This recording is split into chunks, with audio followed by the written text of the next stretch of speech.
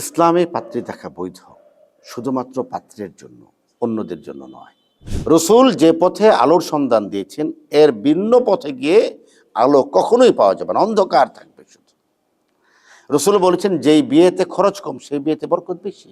পাত্রী কনফার্ম করার আগে পাত্রীর ছবি নেওয়া, এটা পরিবারের সবাইকে দেখানো, মাহারাম গায়রে মাহারাম সবাইকে দেখানো এটা হারাম। মোহর দেন, মোহর এটা ওয়াজিব নারীর জন্য, এটা নারীর হক। পৃথিবীর সবচেয়ে কাপুরুষ সে ব্যক্তি যে ব্যক্তি স্ত্রীর হক না দিয়ে স্ত্রীকে স্ত্রীর রূপে গ্রহণ করে। আসসালামু আলাইকুম ওয়া রাহমাতুল্লাহি ওয়া বারাকাতুহু। বিআরএস টাইমস নিবেদিত যে পথে আলো অনুষ্ঠানে আমন্ত্রণ সবাইকে। প্রতিদিন এই আয়োজনটি নিয়ে আমরা কথা বলি, আপনাদের পাঠানো নানা প্রশ্নের উত্তর আমরা প্রদান করি এবং সেই সকল প্রশ্নের উত্তর জানার চেষ্টা করি কোরআন এবং সুন্নাহর আলোকে। বিআরএস টাইমসের সাথে আপনারা সকালে আছেন, নিয়মিত অনুষ্ঠানগুলো দেখছেন, তাদের প্রত্যেকের কাছে আমাদের অনুরোধ আলোচনাটি শেয়ার করে দেবেন, কমেন্ট করবেন, আপনার ভালো লাগার কথাটা বলবেন, আপনি কি বিষয়ে জানতে চান সেটাও বলবেন এবং সর্বোপরি বিআরএস টাইমসকে আপনি কীভাবে দেখতে চান আপনার এই ভাবনাটুকু আমরা জানতে চাই ইনশাআল্লাহ। আজকের প্রশ্নটা, প্রথম যে প্রশ্ন, এটা অত্যন্ত সামাজিক প্রশ্ন, সমাজের সাথে যুক্ত। ইসলামে পাত্রী দেখার শরিয়া সম্মত বিধান কি?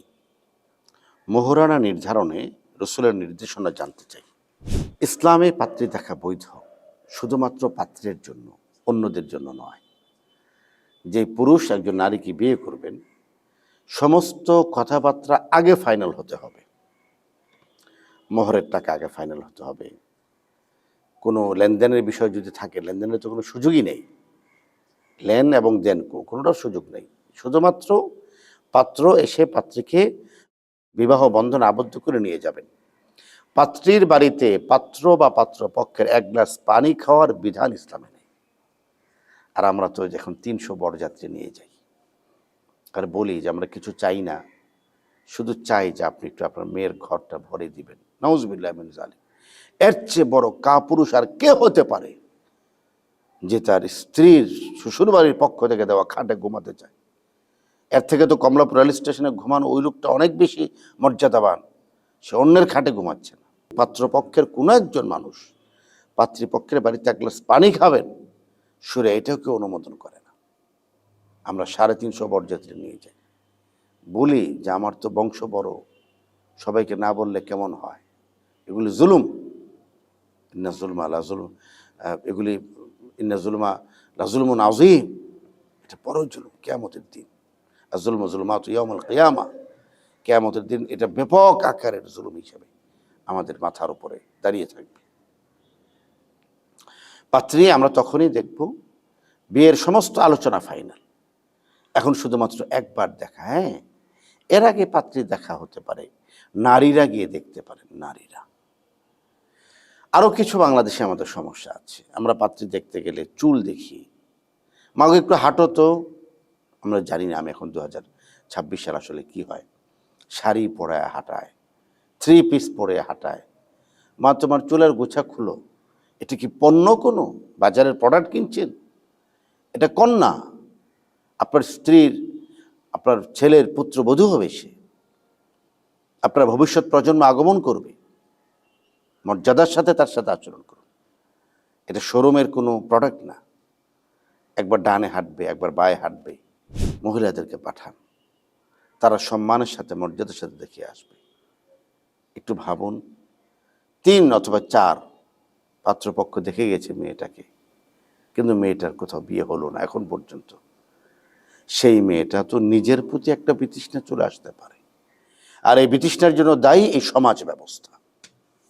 ভাই, আগে মেয়েকে দেখুন, বোনদের মাধ্যমে দেখুন, মায়ের মাধ্যমে দেখুন, ভাবিদের মাধ্যমে দেখুন।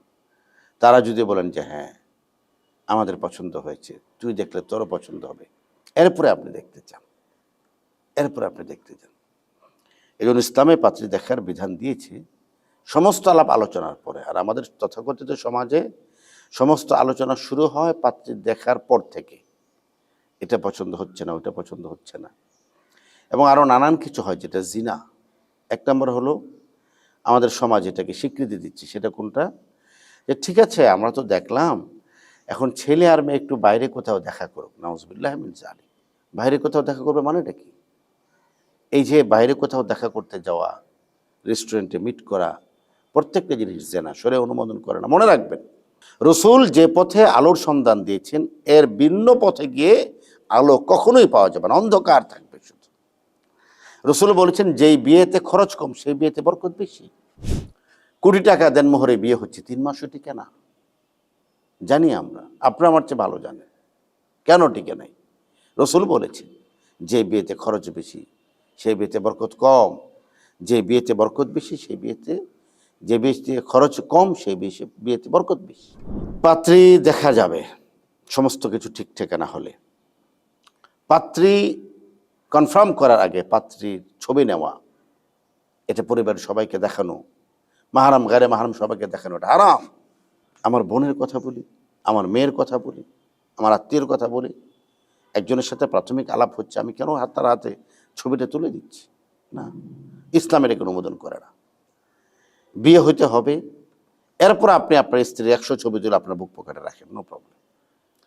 কিন্তু একটা মেয়ের ছবি নিলেন, আপনার পরে বিয়ে হলো না, এই সমস্ত ছবি না, নানান ক্রাইম হয় সমাজ, আমরা জানি এগুলো, আপনারা আমার চেয়ে ভালো জানেন। এই জন্য পাত্রী দেখার ক্ষেত্রে মূল কথা হলো সমস্ত বিয়ের সাথে আলাপ আলোচনা সব ঠিকঠাক, নারীরা দেখে ফেলেছে সবাই ঠিকঠাক, বাবা তুই শুধু একবার দেখ, বেশ আলহামদুলিল্লাহ হয়ে গেল। মোহরানা নির্ধারণের রসুলের নির্দেশনা জানতে চাই। মোহর দিতে হবে, মোহর দেন, মোহর একটা ওয়াজিব নারীর জন্য, এটা নারীর হক।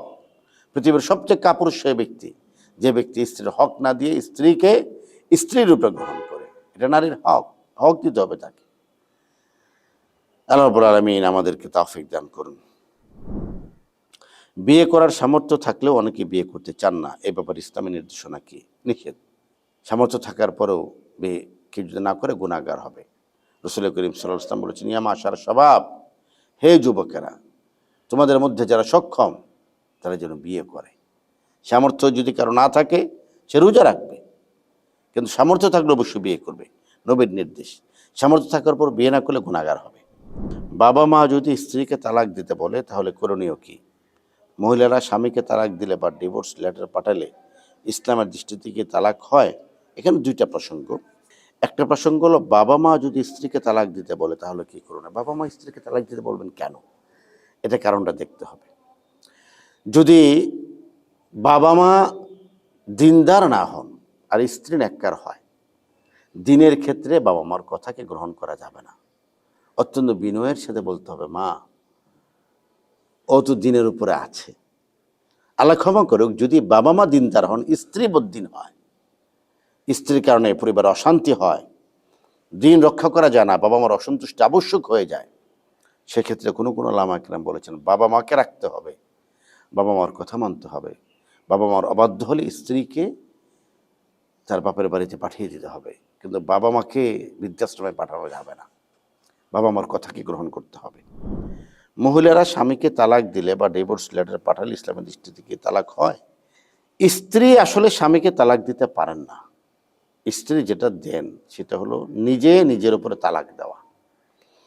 এটা হলো কি বলে, মুসলিম পারিবারিক আইনে সম্ভবত 18 বা 19 নম্বর ধারা একটা আছে। এখানে বিয়ের সময় স্বামী তার স্ত্রীকে তালাক প্রদানের অনুমতি জায়গাটা যদি শর্তের জায়গায় যদি টিকচিহ্ন দিয়ে রাখেন, সেক্ষেত্রে স্ত্রী তার স্বামীকে ডিভোর্স দিতে পারবে, অন্যথায় নয়। আরেকটা তালাক আছে, এটাকে বলে তালাকে খোলা। স্ত্রী নিজেকে স্বামী থেকে পৃথক ঘোষণা করবেন অর্থের বিনিময়ে। কোনো স্বামী যদি নমরুদ হয় আর ফেরাউন হয়, তাদের মতো অত্যাচারী হয়, স্ত্রী হয়তো তাকে বলবেন, আমি তোমার সাথে কন্টিনিউ করতে চাচ্ছি না, এই রাখো তুমি তোমার টাকা, আরও কিছু আমি দিচ্ছি, আমাকে তুমি ফারেক করে দাও। এটাকে তালাকে খোলা বলে, খোলা তালাক বলে। এটা করা যায়, এটা জায়েজ আছে।